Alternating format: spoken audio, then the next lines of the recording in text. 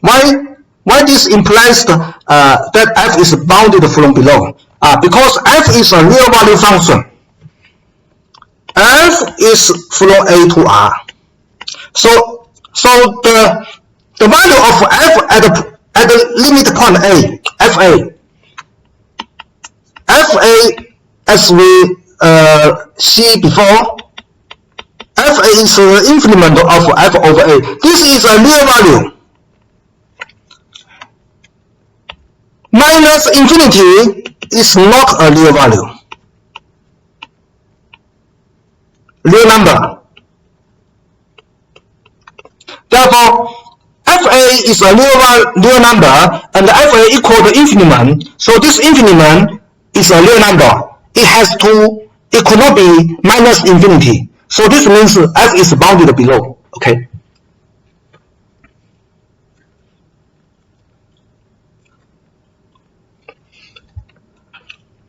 Next, we introduce, because of this theorem, every continuous function over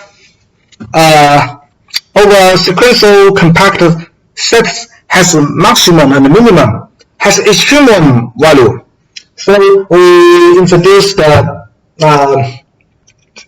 definition.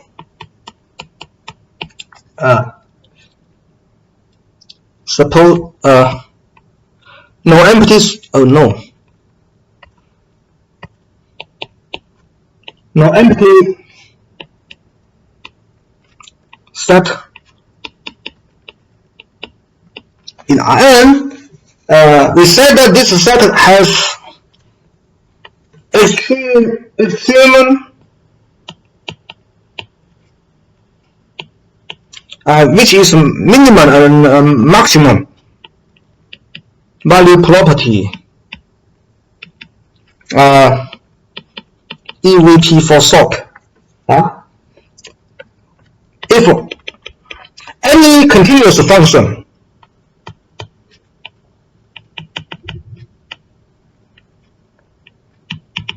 defined over A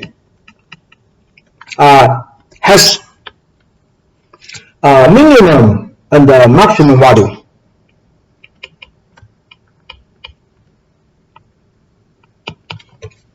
okay, this is a special property of a subset, no-empty subset of Rn. So the extreme value property, EVP, is a special property of no-empty subset of Rn, but we will prove a theorem which tells us that this is actually not a new property. The theorem goes as follows. A has EVP property if and only if A is a sequential compactness. A is sequential compact. Okay. This tells us that extremum value property is equivalent to sequential compactness.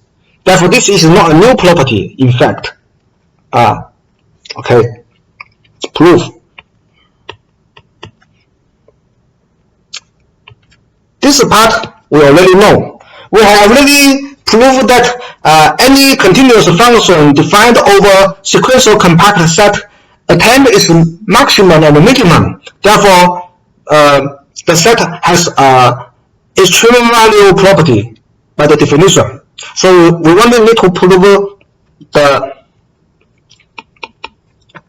only if part. The only if part says that A is sequential compact. So we need to prove that A is bounded and closed. So we need to prove that A is bounded and closed. So this will split into two steps. First, A is bounded. A is bounded. How to prove that A is bounded? If A is not bounded, then for any k integer,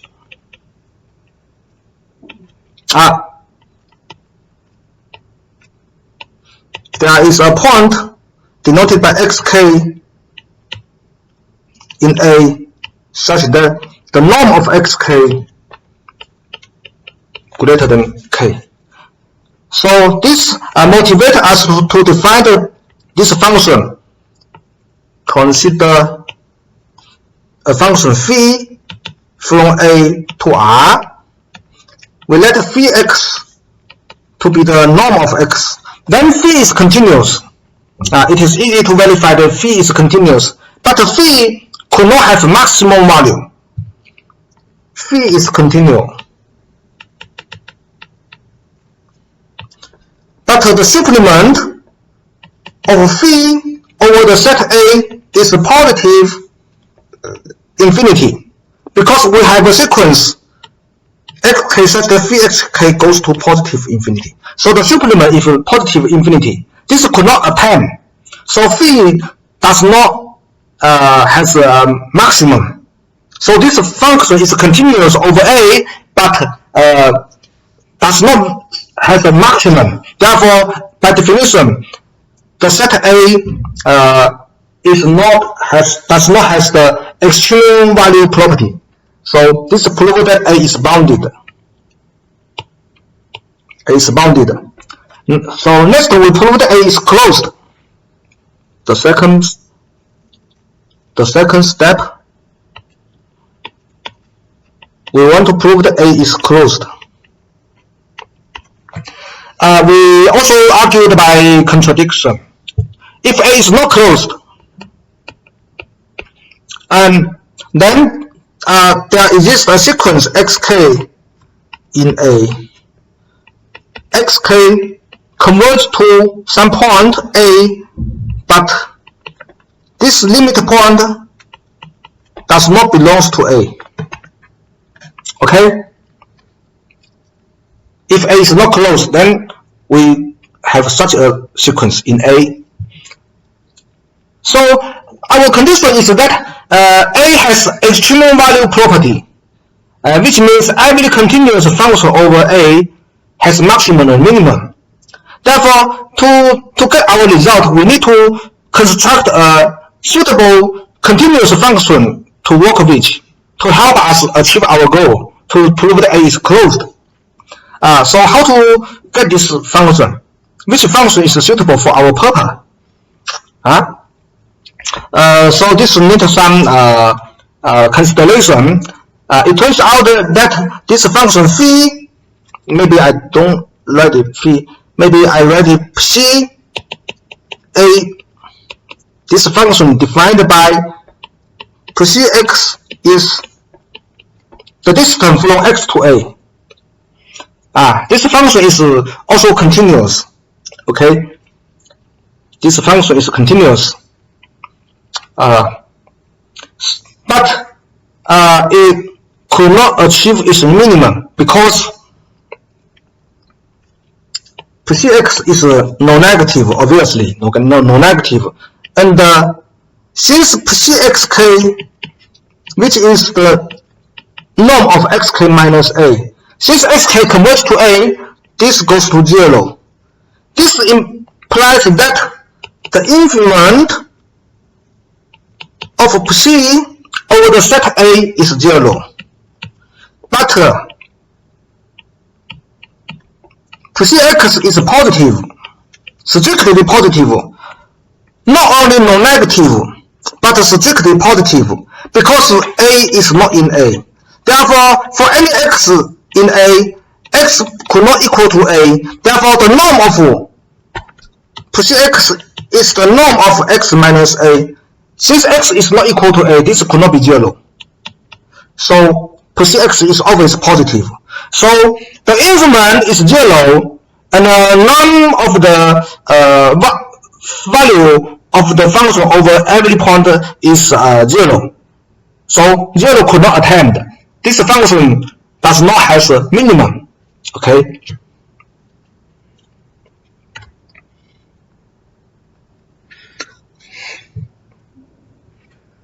Now, our next task is to consider the continuity more closer.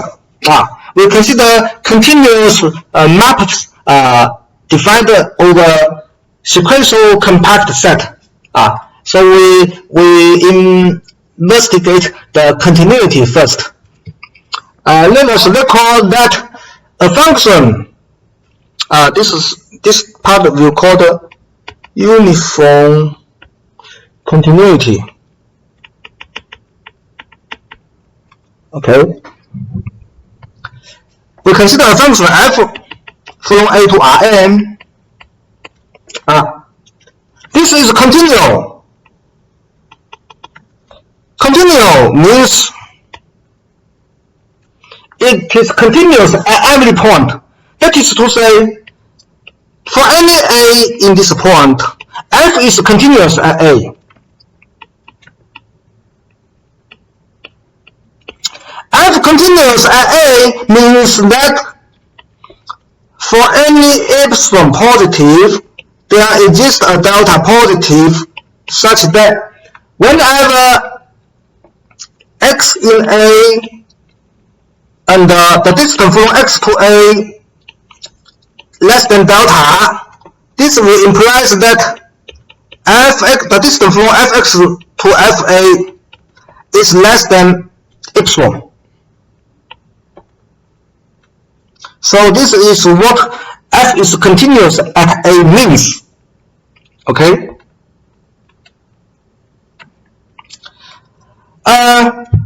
So let us have a look on this delta.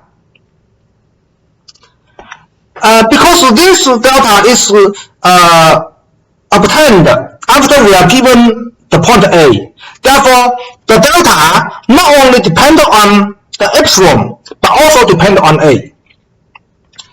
This delta depends on epsilon under A.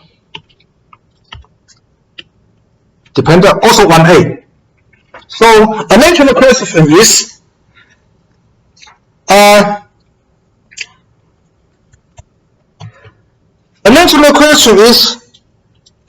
can you find a delta suitable for all A, independent of A, only depend on epsilon? It works for all A. This is the question.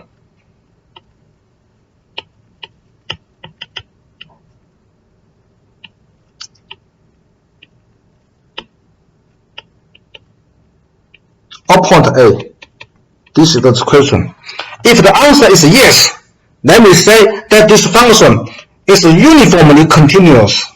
Okay, so this is the definition.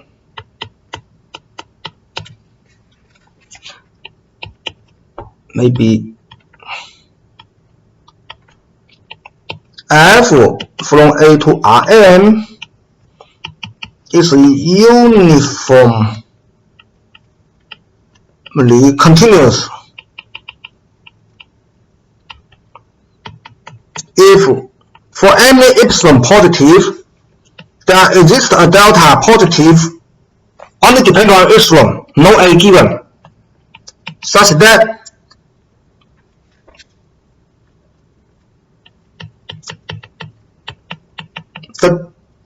the distance from fx and fy is less than epsilon whenever xy must taken from A and the distance from x to y is less than delta. So this is the definition of uniformly continuous. Okay.